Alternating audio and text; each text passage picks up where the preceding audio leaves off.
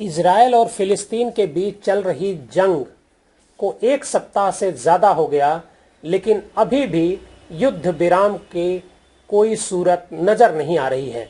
इस बीच फिलिस्तीन का समर्थन करने के लिए मुस्लिम देशों के संगठन ऑर्गेनाइजेशन ऑफ इस्लामिक कॉरपोरेशन की बैठक रविवार को बुलाई गई थी, लेकिन इसमें इजरायल को घेरने की बजाय इस्लामिक देश आपस में ही भिड़ गए। इस बैठक में इस्लामिक देशों के नेता आपस में ही उलझते और भिड़ते नजर आए। इस्लामिक सहयोग संगठन में विश्व के 57 इस्लामिक देश हैं जो इजरायल की आलोचना करने के लिए इकट्ठा हुए थे, लेकिन इस बैठक में इन देशों के प्रतिनिधियों के बीच के मतभेद आपस में खुलकर के सामने आ गए। बावजूद इसके बैठक में इजरायल की निंदा के साथ ही फौरन हमलों के रोकने की मांग की गई। बैठक के दौरान ही इन देशों के आपसी मतभेद भी सार्वजनिक हो गए। फिलिस्तीन के विदेश मंत्री ने सीधे तौर पर कई इस्लामिक देशों की खुलकर आलोचना की और इजरायल के खिलाफ नरम रुख रखने के लिए उनकी आलोचना की। बैठक के दौरान संयुक्त अरब अमीरात कई मुस्लिम देशों के निशाने पर रहा। दरअसल पिछले साल इस संयुक्त अरब अमीरात ने इजरायल से अपने रिश्ते सामान्य किए हैं। यूएई के बाद बहरीन, मोरक्को और सूडान ने भी अपने रिश्ते इजरायल के साथ सही कर लिए हैं, जिसको लेकर बैठक में इन देशों पर सवाल उठाए गए। कई इस्लामिक देशों ने बैठक के दौरान खुलकर यूएई और इजरायल से संबंध स्थापित करने वाले बाकी देशों को गलत ठहराया है।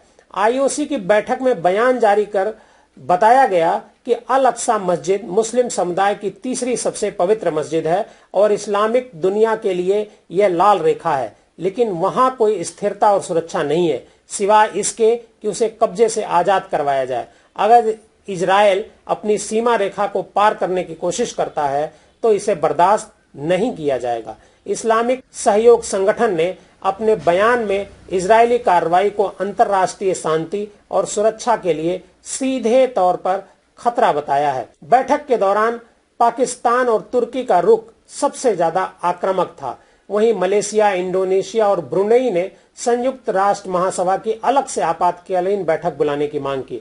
बैठक के दौरान पाकिस्तान के विदेश मंत्री शाह महमूद कुरैशी ने इजरायल की निंदा करते हुए कहा कि इजरायल की निंदा करने के लिए मेरे पास शब्द नहीं बचे हैं। बैठक के दौरान पाकिस्तानी विदेश मंत्री ने कहा कि फिलिस्तीनियों की सुरक्षा की पुष्टि की जाए। उन्होंने यह भी कहा कि इजरायल के अपराधों को जवाबदेह ठहराने की जरूरत है। उन्होंने इजरायल के खिलाफ कड़ी कार्रवाई की मांग करते हुए कहा कि इजरायली अत्याचारों का मजबूती से सामना करने के लिए और इस्लामिक पहचान कायम रखने के लिए फिलिस्तीनियों के साहस को हम सलाम करते हैं। संयुक्त अरब अमीरात ने इजरायल को अपनी दोस्ती का हवाला देकर फिलिस्तीन के खिलाफ आक्रामक रवैया छोड़ने की अपील की है।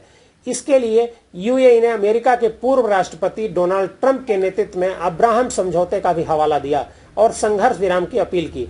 वहीं बैठक के दौरान सऊदी अरब अमीरात भी इजरायल के खिलाफ कुछ खास गर्म नहीं दिखा, जबकि तुर्की के राष्ट्रपति ने सीधे तौर पर जो बाइडेन के खिलाफ तल्ख टिप्पणी की। दरअसल तुर्की के राष्ट्रपति ने टिप्पणी इजरायल अमेरिका हथियार डील को लेकर की है। फिलिस्तीनी पर हवाई हमलों के बीच रिपोर्ट के मुताबिक अमेरिका इजरायल को हथियार बेचने जा रहा है, जिसको लेकर तुर्की अमेरिका पर भड़का हुआ है। जानकारों का कहना है कि सऊदी अरब, यूएई जैसे देश जानते हैं कि फिलिस्तीन को समर्थन करने की आड़ में तुर्की का असल मकसद क्या है। वहीं तुर्की ने फिलिस्तीन को डायरेक्ट समर्थन देने की भी बात कही है।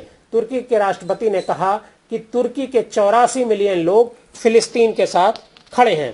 पब्लिक न्यूज डेस्क, देश और दुनिया की खबरों के लिए जुड़े रहिए पब्लिक न्यूज के साथ।